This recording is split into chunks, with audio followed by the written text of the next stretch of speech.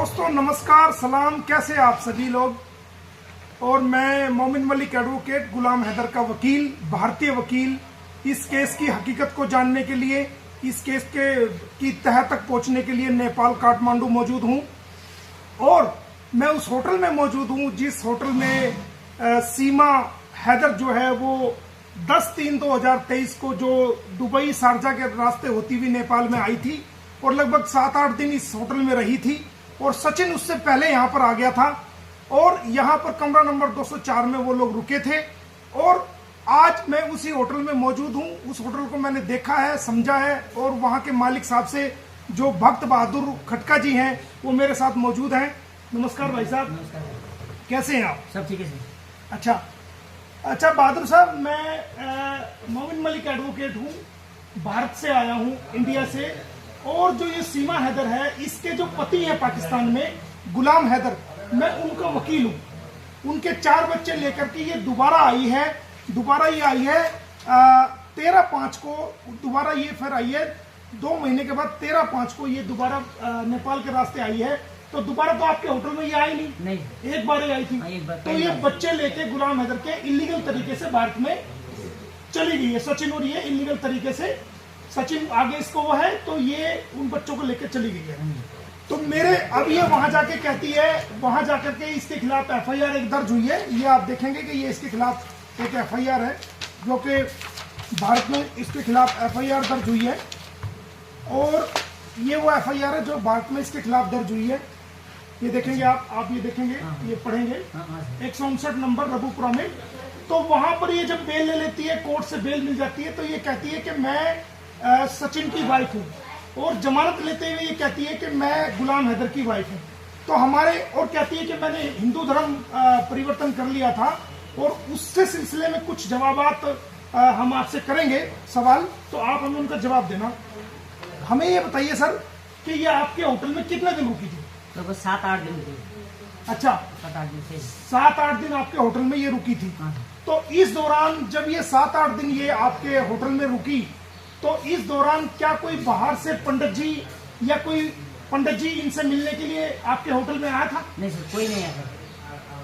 किसी प्रकार का कोई पंडित जी जो शादी कराता है, जो नेपाल में शादी होती है हिंदू रीति रिवाज के अनुसार, वो जो है कोई भी जो है पंडित जी इसके कमरे में नहीं गया। नहीं। और किसी प्रकार के, दोस्तों आप सुनेंगे, जो हमारे भक्त बहादुर जी हैं, विनायक होटल के मालिक हैं, वो इस बात को कह रहे हैं कि सीमा जब यहाँ 7-8 दिन सचिन और सीमा यहाँ रुके थे तो कोई पंडित जी इनके होटल में नहीं आया और ना ही इनके कमरे में गया।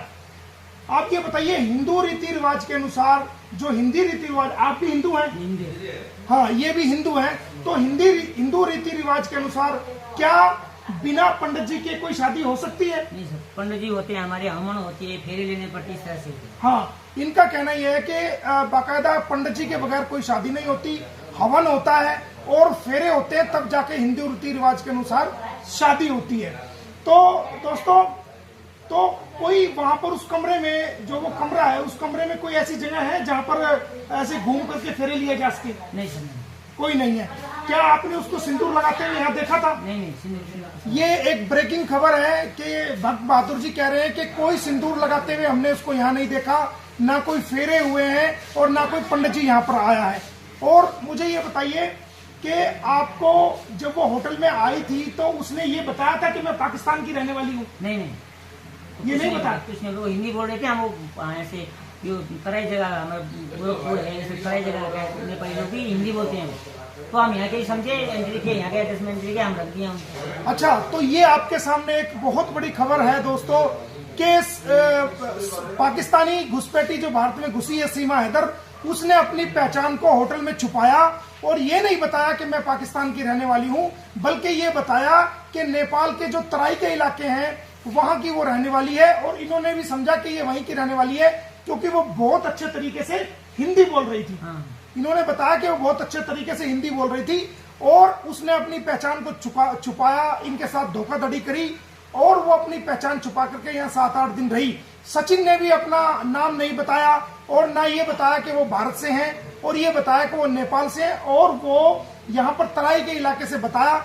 यही कारण रहा कि उन्होंने रजिस्टर के अंदर, जो हमने रजिस्टर चेक किया है वो भी दिखाएंगे आपको, उस रजिस्टर के अंदर अपनी पहचान छुपा करके, अपनी असली पहचान छुपा करके, अपनी नेशनलिटी पाकिस्तान की छुपा करके, अपनी नेशनलिटी इंडिया की छुपा करके, और उन्होंने अपने आप को नेपाली बताया और इनके साथ भी धोखा किया, इनको धोखे में रखा।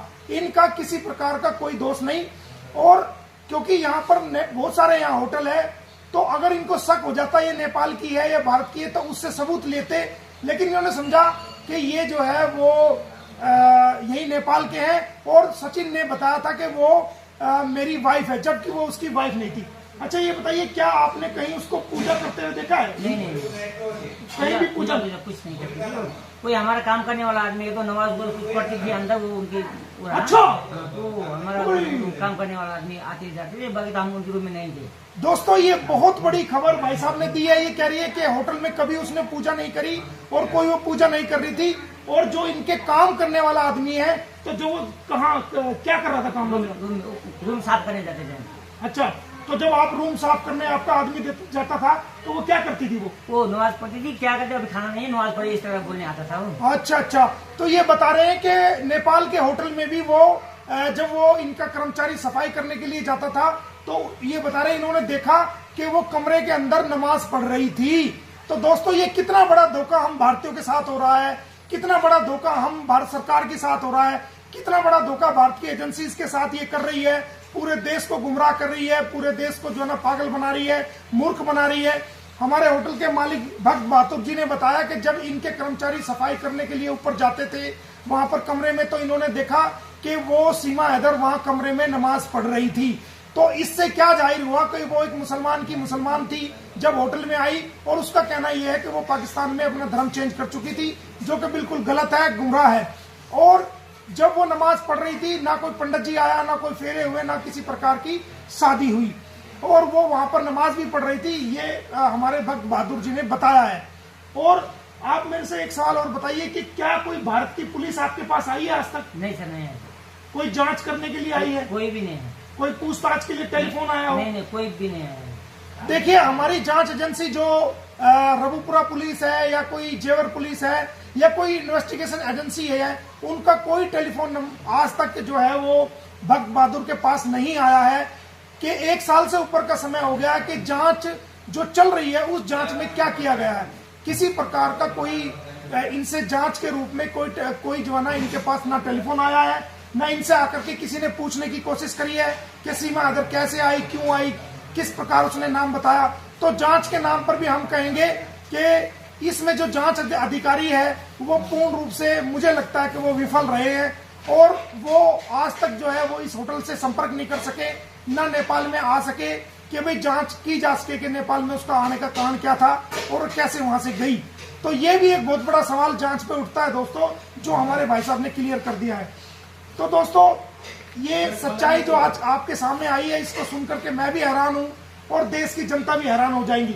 इसके अलावा कुछ और बताना चाहते हो कि वो कैसा महसूस करती थी, कैसे वो होटल में नीचे आती थी, या खाना कैसे खाती थी, या क्या वो चिकन वगैरह भी खाती थी, क्या करती थी? हाँ, खाना चिकन को सब खाते थे यहाँ पे। अच्छा, हमारे बच्चों के साथ खेलना फिरना वो करती थी, इसलिए हम लोग ज्यादा हमने ध्यान ही नहीं दिया उनके। अच्छा, तो ये एक बहुत बड़ा जवाब भी भाई साहब ने दिया है कि बाकायदा वो जो होटल में रुकी थी, वो होटल में 10/3/2023 को रुकी थी, तो वो चिकन भी खाती थी और वो मटन वगैरह भी खाती थी और वो मांस का सेवन करती थी, जैसा कि हमारे होटल के मालिक भाई साहब ने बताया है। तो उसका झूठ का ढकोसला सब जो है ना सामने आ गया है कि वो कहती है मैं सनातनी बन गई हूँ, मैं चिकन नहीं खाती हूँ, मैं ये नहीं खाती हूँ। तो ये सब भी जो है वो यूज करती थी। अच्छा, आपके यहाँ ये शराब की बोतलें रखी हुई है, तो आपके यहाँ शराब आसाम से मिल जाती है? हाँ, शराब तो आसानी मिल जाती है। अच्छा, तो सचिन शराब की बोतल 1-2 शराब की बोतल खरीदी थी उसने?